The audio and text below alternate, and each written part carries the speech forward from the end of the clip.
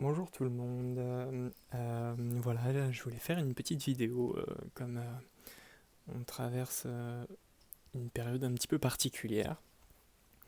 Et voilà, je suis vraiment personne pour donner des conseils, etc. Mais je voulais vous partager justement quelques réflexions suite à la pratique de la méditation notamment et de la permaculture. Euh, il y a différentes choses que je trouvais intéressantes qui sont applicables en ce moment. Et je me disais que peut-être que ça pouvait être utile à des personnes. Donc voilà, je, n'ai- je, je suis qu'un être humain comme les autres. Mais en tout cas, je partage un petit peu comme ça ce qui en tout cas est utile pour moi, dans le cas où ce serait utile à d'autres personnes.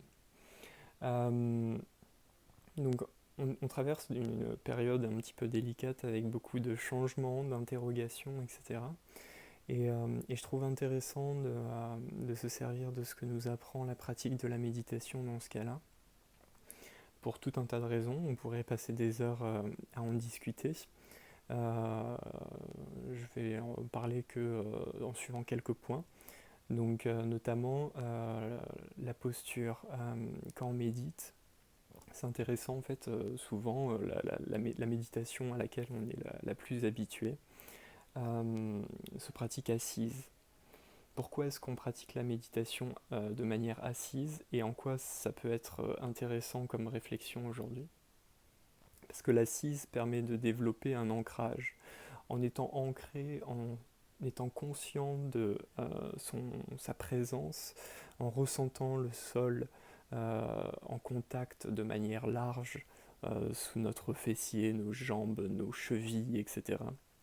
Ça permet dans des moments où on se sentirait peut-être un peu embarqué au niveau de notre mental, de nos pensées, etc., de venir reposer notre attention sur quelque chose de solide. On est en contact avec le sol est stable.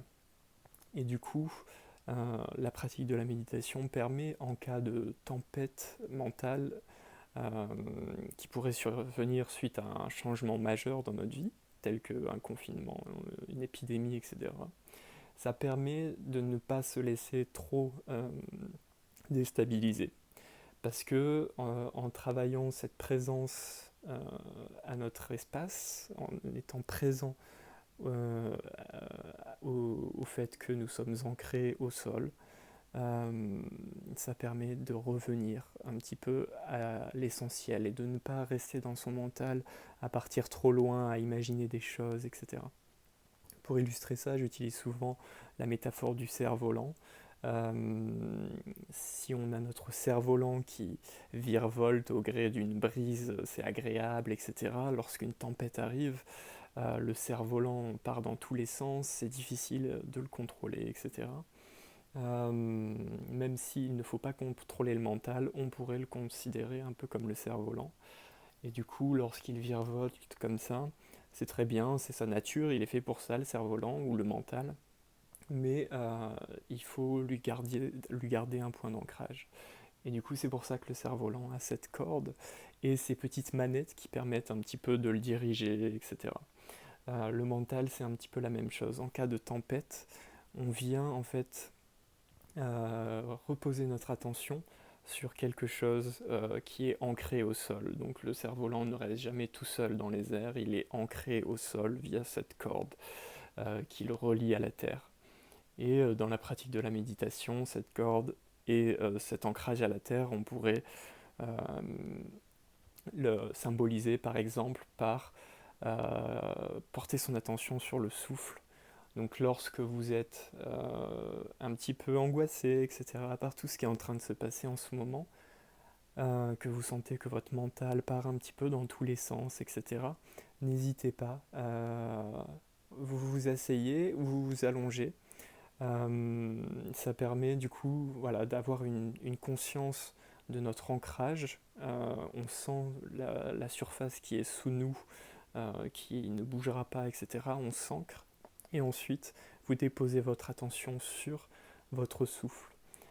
Et là, vous verrez, ça va apaiser petit à petit à votre mental. Le but n'est pas de le contrôler ou d'arrêter de penser, c'est tout simplement d'être conscient de ce qui se passe, etc. Et vous verrez qu'au bout d'un moment, vous aurez la sensation que euh, ce flux incessant viendra s'apaiser.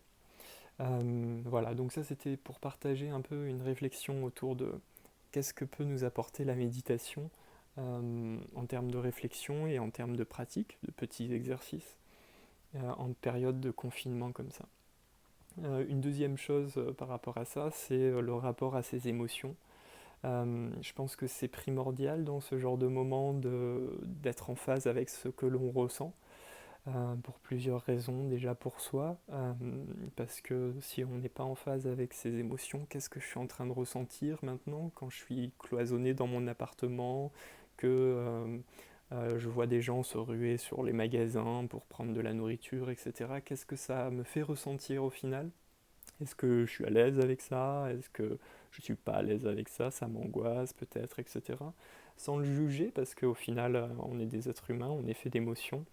Euh, donc c'est normal, il n'y a pas à se juger, même si on a peur, même si on est angoissé, etc. Mais je pense que c'est important de s'en rendre compte, d'en prendre conscience et justement, comme je disais avant, de revenir à une présence simple. Euh, Pas de se plonger dans un divertissement pour oublier son émotion, au contraire, vraiment de se mettre en phase avec celle-ci et de comprendre un petit peu pourquoi est-ce qu'on ressent ça. Voilà, ça peut être un exercice intéressant pour soi parce que cette émotion, si on la rejette, au final, elle nous reviendra en pleine figure, tel un boomerang, en fonction des jours qui vont passer, etc. Donc je recommande vraiment de pouvoir tout simplement prendre conscience de ce que l'on ressent en ce moment, avec compassion envers soi-même. On n'a pas à être parfait. Donc déjà pour soi, mais aussi pour les autres, parce que si jamais on vit avec une personne de manière confinée pendant un moment, je pense que c'est important aussi de tout simplement être en phase avec ses émotions pour ne pas les laisser déborder sur l'autre. Peut-être qu'à un moment on va se sentir un peu angoissé, un peu débordé, etc. Et ça me paraît vraiment bon de le comprendre, de le ressentir pour ne pas le laisser déborder et affecter la personne avec qui on vit. Parce que c'est déjà parfois difficile de ressentir ses propres émotions, donc être débordé par les émotions de l'autre, ça peut être encore plus compliqué. Voilà, donc je vais m'arrêter là pour tout ce qui est méditation et approche de ce genre de choses pour des situations telles que les nôtres, tout en sachant que on est quand même de manière générale dans un pays assez sécurisé, ce qui permet voilà, de relâcher la pression aussi de ce côté-là. Une autre chose que je voulais partager, c'est une réflexion par rapport à la permaculture. Alors, pour ceux qui pensent que je vais me mettre à parler de jardinage, pas du tout. En fait, la permaculture, à la base, c'est une méthode qui a été inventée, mise en place dans les années 70, qui permet en fait de créer des systèmes résilients. Donc ça peut être un système effectivement de création maraîchère par exemple, mais ça peut être aussi un système qui est un système humain, une organisation entre différentes personnes, tout ce qu'on imagine comme système. Et le but, c'est que celui-ci soit résilient. Et donc, le principe de la résilience, si vous n'êtes pas à l'aise avec, c'est que lorsque le système subit un choc, il retrouve un état stable euh, facilement suite à ce choc.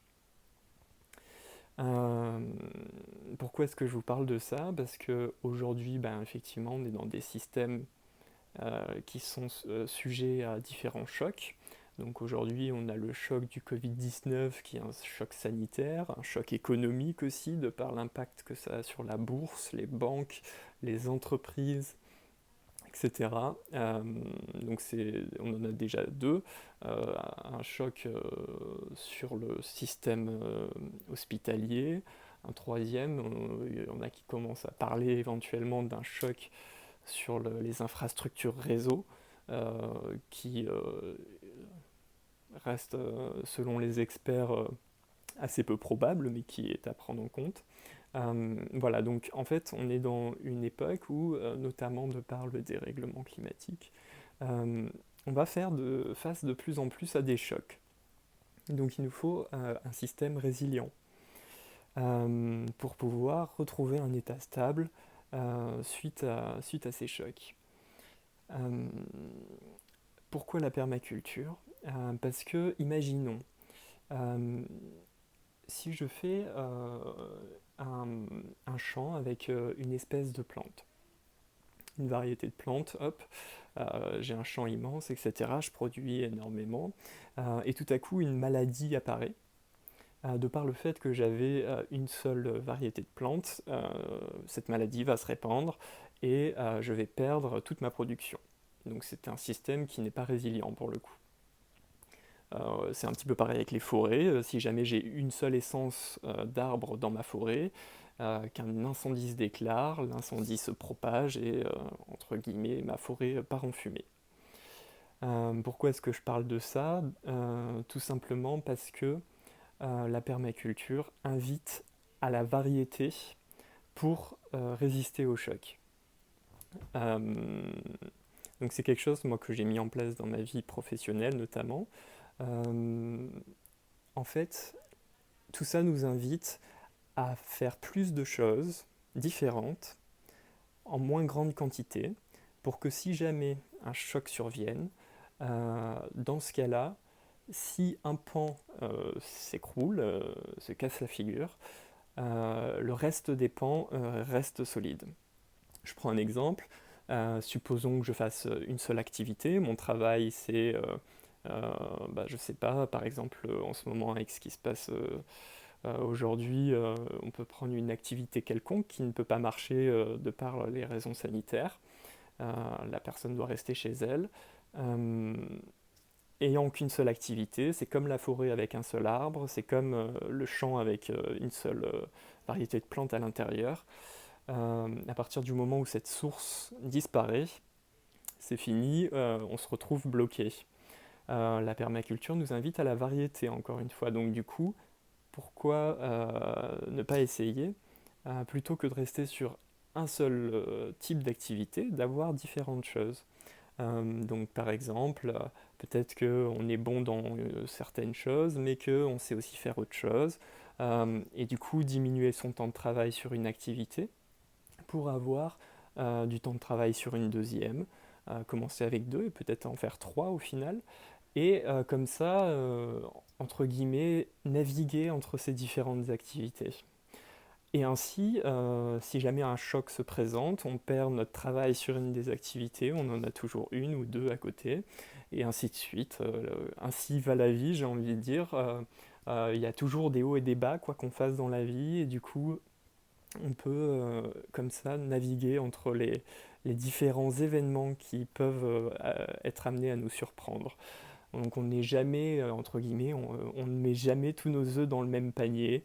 Euh, on, on fait on crée dans sa vie un système résilient de par la diversité. Voilà, c'est quelque chose que je voulais partager avec vous, cette approche à la fois euh, de simplicité, de permaculture, de méditation, etc. Cette approche de la permaculture en termes de philosophie, de création de systèmes résilients, parce que trop souvent la permaculture est associée à une méthode de culture, ce qui est une infime partie au final de la réflexion. Voilà, et je voulais terminer avec un dernier point, qui est les besoins écologiques de demain et la, la réflexion que cette expérience actuelle peut amener à tout ça. Euh, Clairement, en fait, on s'est rendu compte, de par de nombreux rapports d'experts, etc., que le monde d'aujourd'hui allait beaucoup trop vite. On part sur un monde où il y a toujours plus à produire pour créer de la croissance, etc. un monde où on estime que les ressources naturelles sont toujours disponibles, etc., qu'il n'y a pas de problème d'approvisionnement, enfin tout ça. En fait, tous les experts commencent à nous le dire, ce n'est pas vrai, ce n'est pas possible. Il faut ralentir en fait. On ne peut pas vivre indéfiniment dans un monde tel que celui-ci où les riches s'enrichissent toujours plus et en étant toujours plus infimes et où les pauvres deviennent de plus en plus pauvres et de plus en plus nombreux, où le modèle actuel occidental repose sur l'exploitation clairement, hein. On est encore à l'esclavage, c'est juste que les esclaves ne viennent plus chez nous, hein. Les esclaves, on les fait travailler dans des mines à l'autre bout du monde, à extraire des terres rares et à développer la maladie des eaux notamment pour faire ça, pouvoir créer nos smartphones et autres accessoires high-tech. Euh, voilà, donc je crache pas sur nous. Moi, je suis pareil, hein. Je cherche ma place dans tout ça en essayant de faire au mieux, hein. Personne n'est parfait. Mais voilà, il faut prendre conscience de tout ça, que ce modèle sur lequel on vit depuis des décennies euh, n'est pas viable et les trajectoires actuelles en termes de dérèglement climatique sont tout à fait alarmantes. On parle de centaines de millions de personnes qui vont devoir fuir de par un stress hydrique, de par des guerres, de par voilà, la montée des eaux, tout ça. Dans les 10 dernières années, la branche du vivant qui comprend le plus d'espèces a perdu plus d'un tiers de sa population, entre guillemets. Enfin, c'est une catastrophe, hein. On a 80% des insectes qui ont disparu dans les 40 dernières années. Enfin, et les insectes sont ce qui fait la base de la vie. On ne peut pas faire à manger sans insectes. Donc, de par cette trajectoire qui est tout à fait inconcevable, qu'on ne peut pas continuer à parcourir, je pense qu'il est intéressant de revenir un peu à la simplicité. Est-ce qu'on a besoin de tout ce qu'on a, tout ce qu'on essaie de nous vendre est-ce qu'on a besoin de tout ça pour avoir une vie qui nous convient réellement? euh, J'en suis pas certain, en tout cas j'ai envie de lancer le débat, même si euh, enfin, aucun débat n'a à être lancé, chacun pense ce qu'il veut, etc. Mais voilà, j'ai envie de partager cette question pour que vous y réfléchissiez. De quoi a-t-on besoin vraiment pour être heureux? Est-ce que tout ça, toute cette course, est-ce que tous ces déplacements, au final, est-ce que nous n'avons pas besoin tout simplement de réapprendre à vivre là où on est avec les personnes qui sont là autour de nous, plutôt qu'à imaginer des projets faramineux portés par des technologies toujours plus pesantes pour la planète. Est-ce que la simplicité et savoir vivre de moins ne sera pas au final ce qui permettra de tout simplement vivre pour nos enfants? Voilà, j'avais envie de poser cette question. Et en cette période de restriction en termes de mouvement, mais aussi presque entre guillemets restriction alimentaire, puisque voilà, on ne peut pas non plus euh, faire les personnes inconscientes et aller dévaliser les magasins. Donc il faut se restreindre un petit peu aussi de ce côté-là. Euh, voilà, je voulais poser la question dans ce cadre-là, se dire au final, est-ce que ce que l'on est en train de vivre aujourd'hui ne serait pas une sorte d'expérience, un laboratoire pour étudier ce que nous pourrions faire pour demain. Voilà. Et je vais terminer cette vidéo par une toute dernière réflexion. Merci en tout cas de me suivre jusqu'ici, c'est très gentil. Cette dernière réflexion, c'est comme tout, il y a des hauts, il y a des bas, des fois le ciel est couvert, des fois il est découvert, rien ne reste inchangé indéfiniment. Donc cette situation avec ce virus est une situation temporaire. Elle ne restera pas telle qu'elle, on ne va pas rester confiné toute notre vie.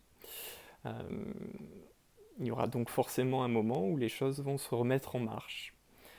Et j'aimerais de tout mon cœur, je le dis vraiment comme ça vient, que que ce temps nous aura servi pour réfléchir et ne pas repartir à la hausse, c'est-à-dire se dire, un peu comme quand on arrive en septembre, vous savez, on a profité du soleil tout l'été, etc. Et on se dit, ah génial, c'est la rentrée, j'ai plein d'idées, je vais me lancer, je vais faire plein de trucs, etc. Et là, on repart à toute vitesse, etc. Je croise les doigts pour que ce soit une rentrée de gens sages, entre guillemets, qui se fasse, plutôt que partir dans la folie de relancer les projets à fond, vouloir faire plein de voyages parce qu'on a été privé avant, etc. Est-ce que au final, il ne sera pas important justement de repartir, mais repartir tout doucement, en étant conscient de chacune de nos actions plutôt qu'à vouloir en faire toujours plus, à toute vitesse et sans présence à l'impact de chacun de nos actes, à la fois sur nous-mêmes, sur les gens qui nous sont proches et sur les personnes habitant cette planète de manière globale, autant humains que animaux. Voilà. Donc je croise les doigts et je mets tout mon optimisme dans le fait de croire que l'humanité en tant que telle pourra grandir de cette expérience et repartira de manière apaisée dans un futur plus serein. Voilà. Merci de m'avoir écouté encore une fois. C'est vraiment très gentil. Je vous laisse tout ça en réflexion. Voilà, on a tous plus ou moins du temps pour ça en ce moment. Euh, donc n'hésitez pas à réagir ou quoi si ça vous inspire ou pas du tout. Dans tous les cas, c'était quelque chose que je voulais partager. Encore une fois, je ne suis personne, je n'ai aucune leçon à donner, je suis moi-même un être humain qui cherche mon chemin parmi tout ce merdier. Euh, voilà, je voulais juste partager des réflexions pour faire avancer le schmilblick, comme qui dirait. Voilà, moi je vous souhaite malgré tout une très très bonne journée. Prenez bien soin de vous, prenez soin de vos proches et, et restez en phase avec vous-même. Voilà. Ciao.